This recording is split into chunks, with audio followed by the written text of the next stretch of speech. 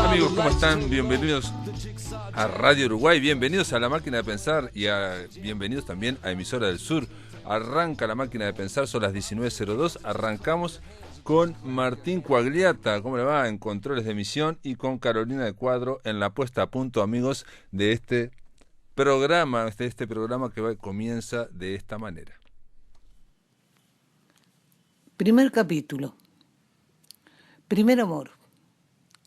La primera vez que me declaré a mi madre tenía 3 años. Yo tenía propósitos serios. Pretendía casarme con ella. El matrimonio de mi madre, del cual fui un fruto temprano, había sido un fracaso y ella estaba triste y angustiada. Los animales domésticos comprenden instintivamente las emociones y los sentimientos de los seres y procuran acompañarlos, consolarlos. Yo era un animal doméstico de 3 años. Ella es Cristina Peri Rossi y nos estaba leyendo el comienzo de este libro autobiográfico que se llama La Insumisa y que acaba de ser publicado por creo que salió la semana pasada. Para hablar de Cristina Peri Rossi, para hablar de este último libro, este nuevo libro de Cristina, vamos a convocar, estamos recibiendo aquí en La Máquina de Pensar a los profesores Néstor Sanguinetti y Margarita Muñiz. ¿Cómo andan los dos? ¿Cómo andás, Néstor, primero? A ver. ¿Cómo andás, Pablo? ¿Todo bien? Bien, bien. ¿Y Margarita cómo está? ¿Está ahí? Bien. Perfecto, estoy del otro lado. Muy bien, muy bien. Bueno, primero que nada quiero agradecer a Néstor Sanguinetti, que nos ha facilitado material y sobre todo, por ejemplo, este audio de Cristina Peri Rossi leyendo este libro. ¿Es una novela? ¿Qué es este libro? A ver. Sí, creo que es una novela, ella misma lo presenta así. Uh-huh. Una novela autobiográfica, la primera en toda su obra, ¿no? Cristina es una escritora con una producción muy amplia en muchísimos géneros, en narrativa, en poesía, en periodismo, en ensayo, y es la primera vez que ella misma cataloga una novela como autobiográfica. A pesar de que también Julio Cortázar y Cris podría tener algún tinte autobiográfico y se dedica a contar esa amistad con el escritor argentino, es la primera vez que ella misma catalogó una novela de esta manera. Ahora bien, si estamos hablando de novela, deberíamos estar hablando también de ficción, ¿no? Y se me ocurre, no voy a ponerme a hacer disquisiciones, ¿no? Pero una cosa es lo autobiográfico y lo otro sería la autoficción, ¿no? En general, en donde el personaje es muy similar al narrador, al autor, pero empieza a hacer cosas ficticias, ¿no? O sea, el personaje es casi igual que el autor, digamos, ¿no? Y que el narrador a muchas veces, o es muy similar, pero hace cosas ficticias. No sé, Margarita, ¿cómo lo ves vos? Ese es un tema caro para ti, ¿no? Sí. Especialmente. Pero hablaba con Cristina hace pocos días y ella insistía en el carácter autobiográfico y me insistía en algo que es esto. Puntualmente me decía, sí. no hay en La Insumisa, no hay imaginación, son memorias, no cambié nombres ni me inventé nada. Uh-huh. Y me agrega, si alguna vez la memoria puede ser fiel y no una recreación. Claro, claro, porque ahí hay un dato muy importantísimo, que es que la memoria nunca es exactamente fiel y siempre esos agujeritos se rellenan con ficción también, ¿no?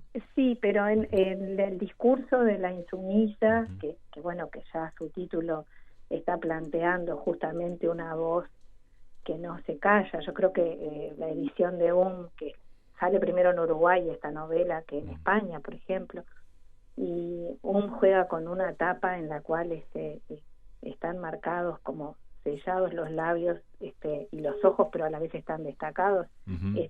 Estos serán las evocaciones de alguien que se revela y que se reveló y continúa revelándose, ¿no? Uh-huh.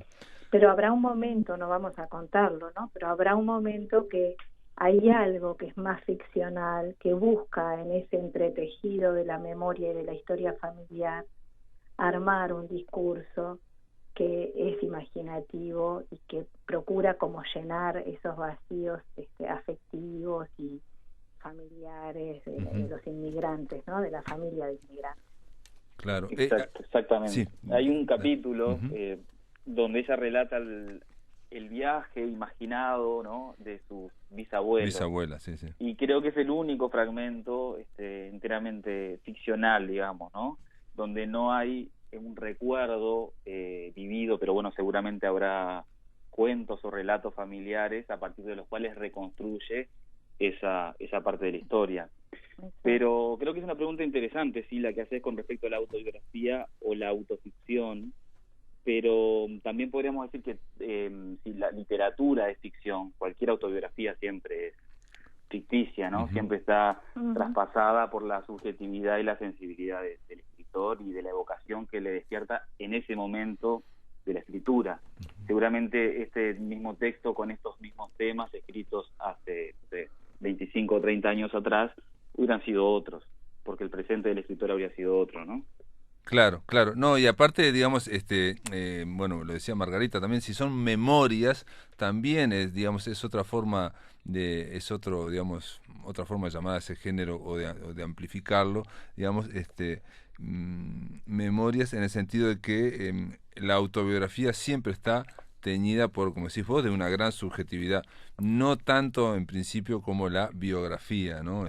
Hace poco estaba leyendo que Stefan Zweig había dicho que era si uno se pone a pensar, realmente la autobiografía, no como una biografía, es imposible, ¿no? Es imposible salirse de uno mismo, mirarse y escribir. Y aparte otro detalle que es el propio libro, la propia literatura, la estructura, ¿no? O sea, Sí, claro, la estructura propia, por eso la claro, insistencia novela autobiográfica. claro, Son manda, 18 claro. capítulos, Ujú, la estructura es de novela. ujú.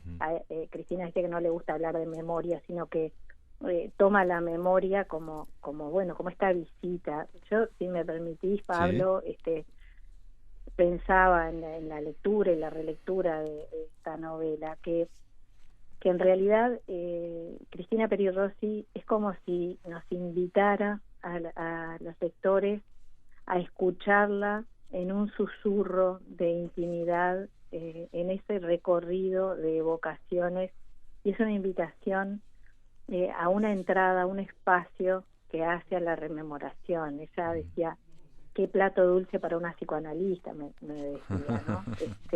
Bueno, sí, puede ser, sin duda, pero en realidad lo que a mí se me subraya mucho es esta invitación en susurro para acompañar esa voz narrativa que dice de sí misma, pasando por momentos tremendamente dolorosos. Por supuesto que está la marca del exilio, está también la marca de los dolores familiares, de su familia de origen, la separación con su mamá, la vida en el interior. Era una niña precoz, ujú. o sea, una Perdón, observadora. yo creo, perdón, pero también yo de la definiría también como la forja del escritor o de la escritora, ¿no? Exacto. O sea, es como Sí. una narración de los orígenes, no solo y ahí no sé por qué razón, no sé por qué razón, obviamente está unido la Ujú. escritura, ¿no? El ser Exacto, escritor con el sexo, con el amor. exacto. Van unidos los Eh, dos, van paralelos. sí, cómo nace la escritora y cómo Ujú, nace al amor, ujú, ujú. a los primeros amores y definitivos, después su manera de ser. No, y arranca con lo que escuchamos ahora, su primer amor, estaba enamorada de su mamá, comienza así, ¿no? Si te fijas en la estructura, digamos, el primer amor, porque son capítulos, como dijiste vos, Sí, el primer amor es página 5 y el sí. segundo amor es página 91 en un libro Ah, que tiene 200 páginas, ¿no? O sea, ah, está en la mitad y está como pautado eso, y bueno, y culmina con el beso, ¿no? Y nena querida, ¿no? Culmina con eso. sí. Pero perdón, seguí Margarita, te interrumpí, pero dale. No, que justo, perdón, pero Ujú. es extraño estar a distancia, como no Sí. estar mano a mano, no vernos las caras. Pero estaba con la novela en la mano mirando en la 192 en esto de los orígenes, ¿no? Ujú, Cuando su profesora de literatura le dice que cree que va a ser buena escritora, pero que para eso tiene que leer mucho, ¿no? ujú. En un mundo en el cual, bueno, había alguna figura como el tío y un lugar para las mujeres que del cual se tiene que realmente abrir paso y Sí. contentarse consigo misma, ¿no? Sí, sí, sí. Es un Entonces, relato que da origen de los orígenes y a la vez que fundamenta todo lo hecho, ¿no? Es como mirar atrás y decir que cada decisión, porque estamos hablando, y yo creo que hay que enmarcar esto, La insumisa sería memoria, sería una autobiografía, una novela autobiográfica de Cristina Peri Rossi, pero desde que es prácticamente la infancia hasta la adolescencia, digamos, hasta, no van a encontrar los que van a leer, yo que sé, lo que le pasó en España, ¿no? Lo que le pasó mm, todo lo que fue su carrera como escritora. Sí, eso, hay un pasaje Ujú, nada más donde ella sí, cuenta algo con respecto a su exilio, que comprende el desarraigo de sus bisabuelos ujú, cuando ella se exilió. Y hay dos claro. páginas que relatan algo que le pasó en Barcelona, Ujú, mm, y es el único momento en el que se nos acerca un poco más en el tiempo. Pero sí, como ustedes decían, lo que muestra la novela es eso, el proceso de formación de una escritora, de una mujer en los años 40 en Uruguay. Y digo Uruguay porque no es solo Montevideo, Casupá ocupa un lugar importante en sí. la infancia claro, y el comienzo de esta novela. Sí, y el descubrimiento del amor homoerótico también, eso es exacto, fundamental, ¿no? Y eso es lo que va de la mano con lo otro.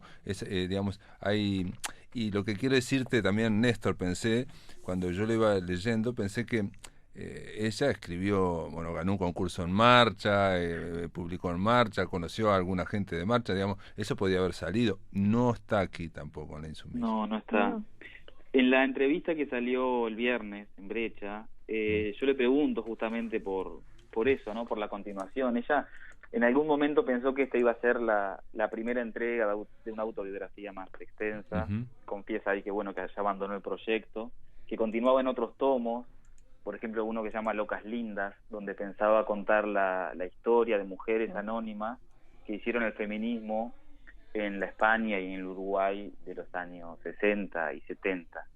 Entonces, bueno, formaba parte de un proyecto mayor que, según dice Cristina, lo abandonó. Pero son tantos los inéditos que tiene y las cosas que ha escrito y que ella misma se ha olvidado que yo sospecho que algún capítulo de eso o el libro mismo puede salir a la luz en unos años. Ajá. No, y también puede ser caso similar a lo que hizo Gabriel García Márquez, cuando dijo, ¿no? Escribió Vivir para contarla, y dijo, bueno, voy hasta acá, cuando cumplí en ese momento 30 años, y después nunca más hizo nada, digamos, ¿no? O sea, nunca completó esa. En este caso estamos hablando de mucho más chiquita.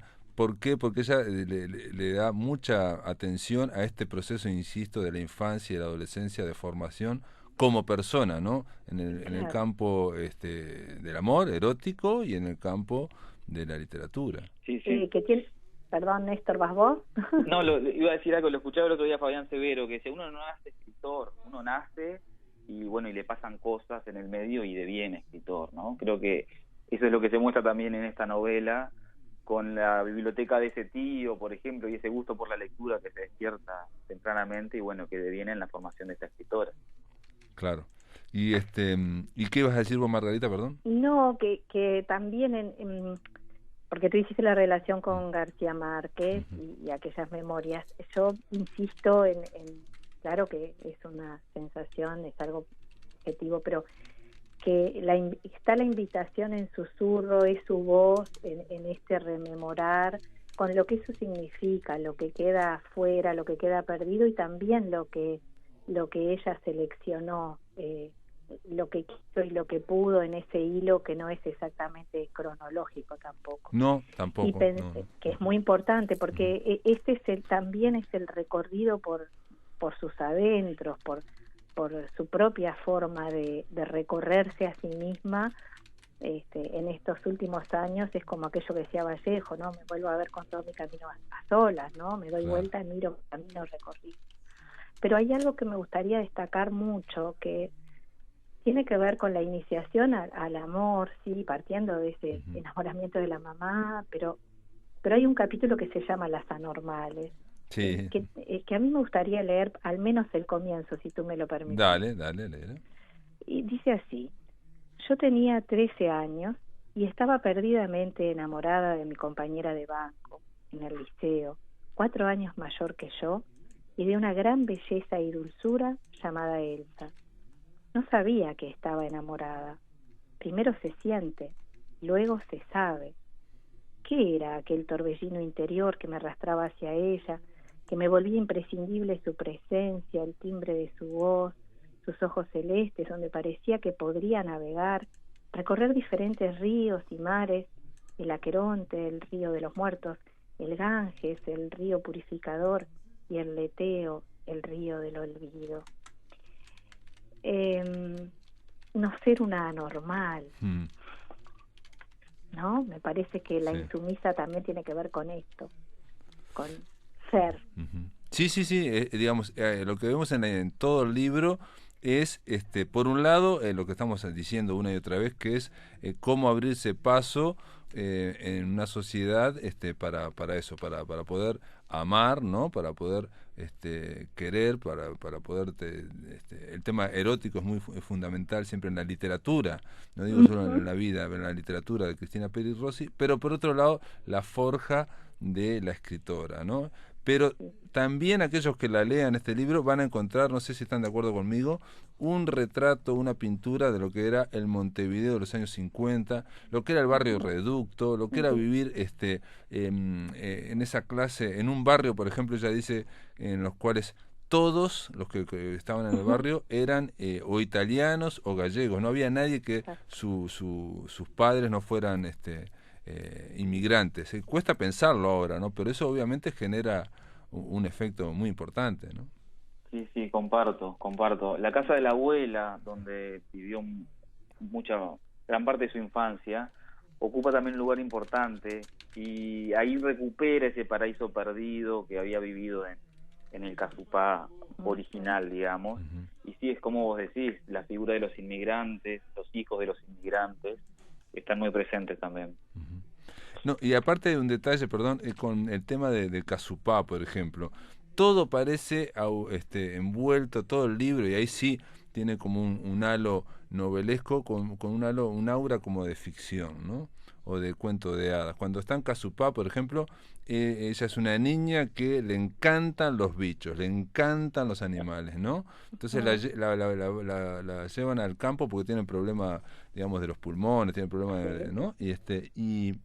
Y narra cómo se pone a cazar ñandús, que aparte le dice avestruces, eso me llamó la atención. Y hay Serían unos u otros. ¿Sí?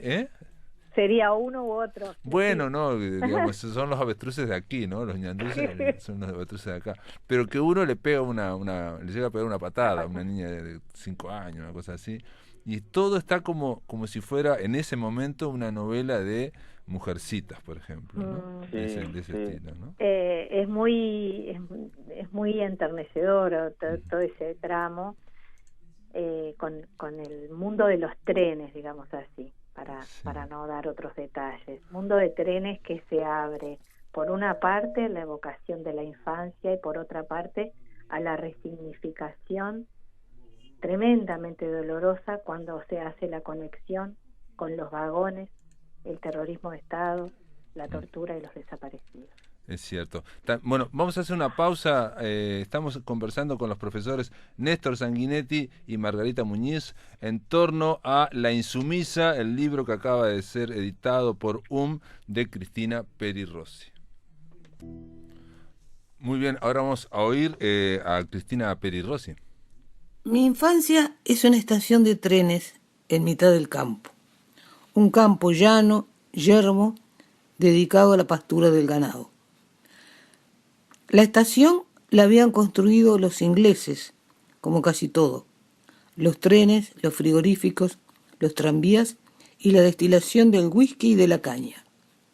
Los trenes eran del más legítimo estilo inglés.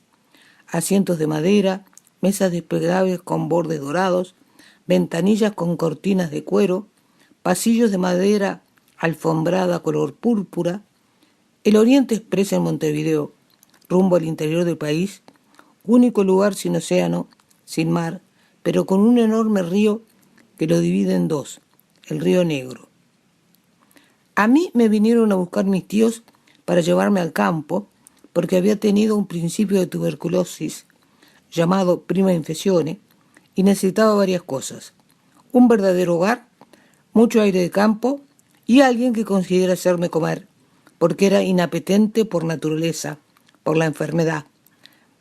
Se me había cerrado el estómago definitivamente. Yo tenía 4 años, era curiosa, hipersensible, alegre, pero estaba profundamente angustiada. El pueblo se llamaba Casupá, en honor a un cacique indio, no sé si charrúa o guaraní, especialmente resistente a la conquista. Muy bien, esta era Cristina Peri Rossi leyendo La Insumisa, y obviamente ahí hacía referencia a cuando tuvo que ir siendo chica, ¿no? A Casupá, ¿no? Y estamos conversando aquí en La Máquina de Pensar con los profesores Néstor Sanguinetti y Margarita Muñiz, y nada, para ustedes que son expertos, especialistas en Cristina Peri Rossi, esto fue un asombro, un hallazgo, todos estos recuerdos en Casupá, porque uno se imagina, yo por lo menos, a Cristina Peri Rossi muy, pero muy montevideana, ¿no? Sí, tal cual. A mí no me sorprenden porque se los había escuchado muchas veces en relatos orales, en charlas, en entrevistas, y me sorprendió encontrar la veracidad de lo que ya me había contado, la historia de los terneros y que se encariñaba con ellos y no quería que se los llevaran, cuando se enteró que era lo que ella estaba haciendo, ¿no? Estaba ayudando a que se los llevaran al matadero. Ya me había contado esa historia y me sorprendió leerla casi que con las mismas palabras que me lo había relatado años antes. No sé, Margarita, vos cómo leíste esta infancia en Casupá. Yo ya la conocía de cuentos orales. Yo lo leo, sí, también, y ahora reescuchando la lectura de Cristina, vuelvo a la oralidad, a esta posibilidad que me atrevo a decir es perfecta del ritmo que permite el decir en voz alta, el leer en voz alta la novela, ¿no? Es muy interesante eso que estás diciendo, porque es cierto, hay como una especie de musicalidad y por momentos hay en la novela un lirismo, ¿no? O sea, donde se buscan simetrías o, ¿no? Reflexión sobre el pasado, ¿no? Sobre simetrías con lo que pasó en la dictadura, cosas que pasaba cuando era chica, pero en otros momentos es una narración, digamos, una prosa narrativa, pero como decís vos, aunque sea solo para narrar, hay un ritmo. Hay un ritmo y es posiblemente un ritmo con varios niveles, ¿no? Así como la piel tiene sus capas, y Cristina su conexión con la música también, ¿no? Asocio en ese momento, son los distintos ritmos que se mueven por el relato, es la voz de Cristina, es el ritmo de las evocaciones y es un ritmo que empieza a tomar parte de quien lea esta novela. Porque el mundo de Casupá, de los trenes, los animales, así como el mundo de los tesoros que se desentierran por algún otro lugar, es también el despertar a todo lo que ya dijimos, pero es ir construyendo los sentidos de la vida y aprendiendo de la muerte, los sentidos de la vida y la muerte, ¿no? Eso está muy presente también. Es siempre la misma, pasa que en el encadenamiento de lo familiar estos tíos jugarán un papel muy importante y lo que descubra en aquel lugar también. Entonces es, tal vez, no sé, se me ocurre ahora en Cristina por distintas circunstancias desde lo anterior, desde las generaciones anteriores, pasando por ellas, circunstancias distintas, está el movimiento, las separaciones, los lugares, ¿no? Y el diálogo con estos lugares y con estas separaciones. Hay algo que puede llamar, digo, ahora ya no llama tanto la atención, pero es también el poder contar, esa infancia y, digamos, sin pelos en la lengua, por llamarlo de alguna forma, muy franca en un Uruguay que por lo menos hasta la generación de 45 o la posterior era como que las escrituras íntimas o las escrituras del yo no estaban tan desarrolladas. O es la idea que teníamos, ¿no? Porque ahora surgió el diario de Idea Vilariño, o hace poco estuve hablando con Lisa Bloch de Béjar, de las memorias, de la autobiografía de Emir Rodríguez Monegal, y también tienen esa franqueza, o sea que que a veces se van cambiando los estereotipos, pero de todas formas es, por ejemplo, el papel que del padre es como muy duro, ¿no? Es muy fuerte, muy cruel, un padre muy negativo. También estoy casi tentado a decir muy novelesco dentro de lo que es ¿no? Marga, te dejo a vos. Qué vivo.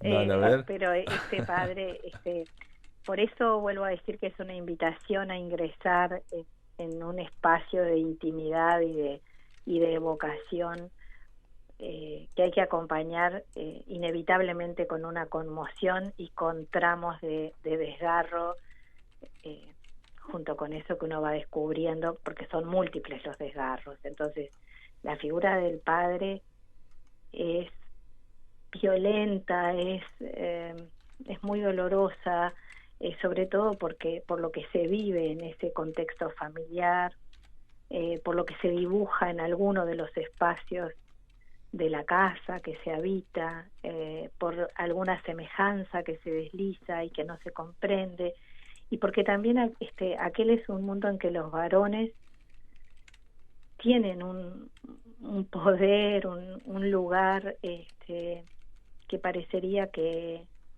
lo pueden todo, y de hecho la novela pasará no solo por el padre, sino por apreciaciones como las mujeres no escriben, ¿no? Sí, de acuerdo. Sí. De eso jamás vas a vivir, pensar en otra no cosa. vas a vivir, o hay que casarse y tener niños, no, yo no quiero. Ajá, sí. Las niñas usan falda y los varones pantalón. Porque si no se van a poder reconocer, ¿no? Claro. Sí, usan pantalones. Entonces el padre es terrible en algún sentido. Terrible, aparte es físicamente muy fuerte, musculoso, digamos, es alcohólico, o sea, estamos hablando de bueno, y esa violencia intrafamiliar de la que se habla ahora tanto ahora, pero en aquella época no se hablaba. Y bueno, y estamos todo esto frente a una niña que era rebelde, que era la insumisa frente y que se ponía en medio de la madre, que era muy de carácter mucho más débil, más dócil, y el padre, que era muy dominante, ¿no? Y en ese sentido me parece importante cómo logra recuperar la mirada infantil, ¿no? Sí, que sea el recuerdo de acuerdo de un adulto, ¿no? Que está tamizado, ¿no? por los años, ese miedo, ese terror que sintió la niña, o sea, lo transmite también a los lectores ahora y se renueva, ¿no? Se reedita esa imagen del padre terrible. De acuerdo, y por eso a mí también me dio la sensación en algunos momentos, después que lo leí, de cierta aura novelesca, en el sentido, ¿no? Porque para una niña, porque ella incluso reedita lo que es la visión de alguien que es chico frente a alguien que es muy grande, ¿no? En determinado momento incluso toma un cuchillo y lo guarda, ¿no? ¿no? Pensando en utilizarlo. Y aparte algo que digamos que está presente en toda la novela de esa niña, es una niña con una gran imaginación. Sí, es una niña con curiosidad, con imaginación, con miedos, sintiéndose diferente, desafiando las normas, cuestionando desde siempre las normas porque no las entiende, y entonces eso no le basta lo establecido, sino que parece tener siempre la intención de perforar eso que no comprende. Sin duda, ella una vez me decía que había tenido una amiga psicoanalista y le había dicho que no se analizara. Yo no sé, yo diría lo contrario, pero creo que hay mucho de un recorrido, una gran introspección. Y bueno, se recuerda lo que se puede y cómo se puede. No se recuerda todo, algo se nos pierde y algo, cobra valor porque está al lado de algo que dice otra cosa más, digamos. Entonces, sí, es el padre, es el tío, pero es un enfermero en otro capítulo, ¿no? Yo freno porque no quiero contar, porque no, realidad, pero no estamos contando tanto, No, porque en realidad la idea es que quienes estén escuchando en este momento se sientan invitados a través nuestro, digamos así, a tomar la invitación de Cristina Peri Rossi para recorrer esas voces, esos ecos, esas resonancias, esos recuerdos que en algún lugar dicen de una época, dicen de lo singular, pero que pueden entrar en diálogo, sin duda entrarán con cuestiones actuales y de otros. Sin duda, Exacto. con cuestiones actuales, de acuerdo. Pero también remarcan, digamos, una mentalidad de una época, de un barrio, de un Montevideo, donde muchas veces no había un gran nivel cultural tampoco, por ejemplo. No. ¿No? Sí, con respecto a esto que decía Margarita, de un enfermero, es uno de los capítulos más duros, que eso sí me sorprendió al leerlo, y lo contamos, Marga, si te parece, aunque adelantemos. Perdón, Como vos quieras. Aunque Néstor, spoileemos. no, Sí. pero perdón, nos quedan 3 minutos, en realidad 2 minutos, Bueno. y yo para terminar quería leerles a los amigos de La Máquina de Pensar, digamos, cómo va confluyendo todo en la literatura y en el amor, y en este caso ella culmina con un cuento de William Saroyan, un escritor armenio que vivió mucho en Estados Unidos, y acá lo hablamos una vez en La Máquina de Pensar, y de un epígrafe, de una dedicatoria donde este hombre le dedicó a Carol Saroyan, a su esposa, y la dedicatoria dice: lo que en este librito se dice no es lo que yo te diría en definitiva, pero que él sea el primero entre muchos dones de amor, un presente hecho de todo cuanto yo era en años ya remotos, antes de que te viera. Y ella toma ese epígrafe, lo va desarrollando, ¿no? Y de alguna forma ese epígrafe también podría ser una declaración de amor dentro del propio libro, ¿no? Uh-huh. Una última postdata, Sí. ya que nos vamos, Pablo. En el día de ayer se le entregó el premio José Donoso, finalmente, a Cristina, en una circunstancia muy particular. Y para los oyentes, si quieren escucharla y verla, leer, está en YouTube el video con motivo de esta entrega que la Universidad de Talca realizó recién en el día de ayer, y ya lo había anunciado el año pasado. Me parece un dato interesante para que los oyentes también se acerquen y la escuchen a la propia Cristina. Dale. Perfecto, sí, yo lo estuve escuchando, ella habla muy poquito, pero lee unas palabras de agradecimiento, y aparte se habla de su extensa trayectoria. Ese premio al que vos haces referencia es el primero que Cristina no se presenta, ¿no? Lo ganó sin presentarse porque es un premio a la trayectoria, y creo que, según me dijo María José Bruña, era el primero que le otorgan en América del Sur. Vaya si está bien, está lindo que sea estando ella viva y que lo pueda ver, en fin, y pueda ver que no solo es reconocida de aquel lado del océano, sino también es querida y reconocida aquí. Néstor Sanguinetti, Margarita Muñiz, gracias por estar en La Máquina de Pensar. Gracias, Néstor. El viernes vamos a pasar la entrevista que le hiciste a Cristina Peri Rossi, así que doblemente gracias. Bueno, gracias a vos, gracias. Pablo, y hasta la próxima. Adiós, hasta la próxima.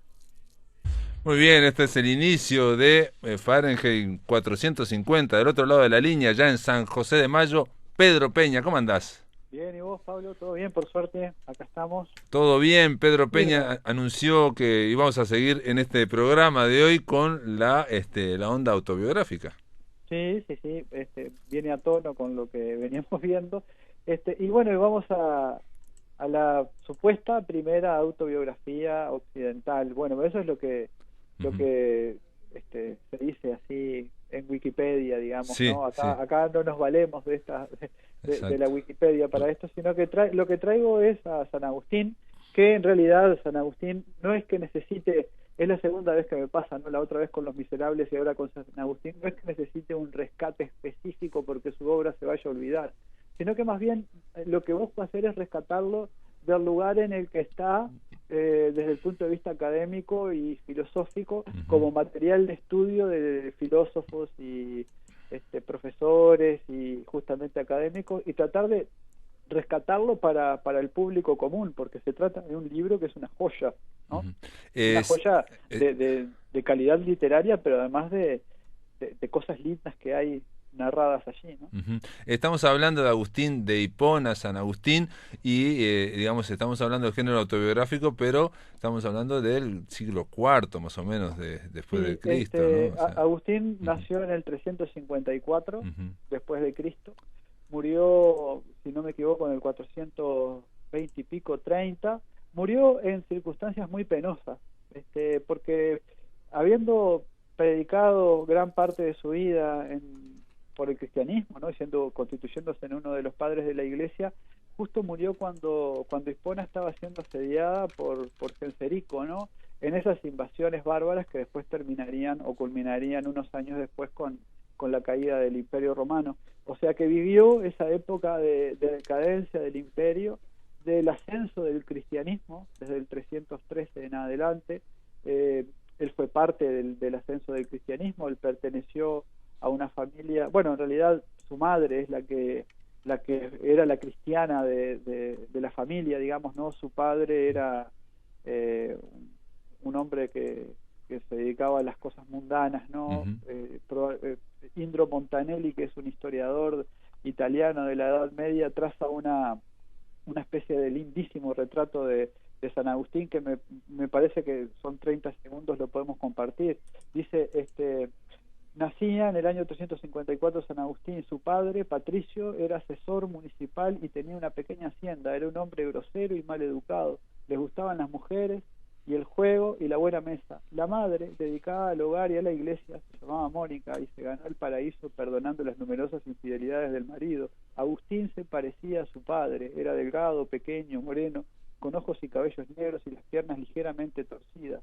A los 12 años fue enviado a la escuela a Madauro y a los 17 a Cartago. Era un muchacho turbulento e inteligentísimo, ¿no? Esto mismo, Montanelli, este historiador italiano ya fallecido, publicó un lindísimo libro, se llama Historia de la Edad Media, que va justo desde la caída del Imperio Romano hasta el año 1000, hasta ahí va el abordaje de este libro, y aborda en buena parte la figura de San Agustín. Esto mismo lo cuenta el propio San Agustín, ¿no? El propio San Agustín en las Confesiones es el que revela que la virtuosa de la familia fue su madre, que su madre perdonaba todos los vicios del padre. El padre era obviamente pagano y lo que quería era que su hijo saliera lo más parecido a él. Sí, eran romanos del Imperio Romano que, veían, que estaba cambiando todo, como vemos nosotros ahora que puede ser que está cambiando todo. Bueno, estaban en un clivaje ahí de civilización, ¿no? Sí, además ellos, al estar en el norte de África, bueno, eso era todo el imperio, ¿no? Por supuesto, pero bueno, la lengua era el latín, la religión ya era la cristiana. Además, en aquellos años el cristianismo estaba pasando por todo lo que las herejías posibles de esa primaria ediciones del cristianismo, digamos, ¿no? Estaba la herejía de Arrio por ahí latente, el maniqueísmo. Contra todas esas cosas, después de que se hizo católico, combatió San Agustín, pero antes, y eso es lo lindo que tiene, o lo atractivo que tiene el libro Confesiones de San Agustín, él narra su vida de pecador. Sí, ¿no? sí. Bueno, yo no lo leí, pero me encantaría. Pero me acuerdo que Salvador Dalí una vez lo evocaba a San Agustín diciendo, quiero que me ilumine Dios, pero no ahora, después, Claro. porque estaba en plena orgía, ¿no? Entonces, o sea, estaba en la onda romana. Tal cual. Y uno lee este libro, lo lee con cierta conflicto, ¿no? Porque por un lado es uno de los libros consagrados por la Iglesia, pero no solamente por la Iglesia católica, también la ortodoxa, también la luterana. Es un libro, a San Agustín se lo venera de distintas formas, pero en todas las iglesias cristianas, uno de los padres del cristianismo. Pero cuando está leyendo la parte en la que él está confesando sus primeros años, ¿no? En donde era pecado tras pecado, y su pecado principal, ¿no? Pecado, estoy utilizando el término en la concepción claro. cristiana, ¿no? Su pecado principal era el pecado sensual, digamos, ¿no? Él lo reconoce. Él no podía sufrir el quedarse sin el comercio carnal con la mujer. De hecho, tuvo una mujer, bueno, tuvo varias, algunas más constantes que otras, e incluso antes de los 30 años tuvo un hijo, ¿sí?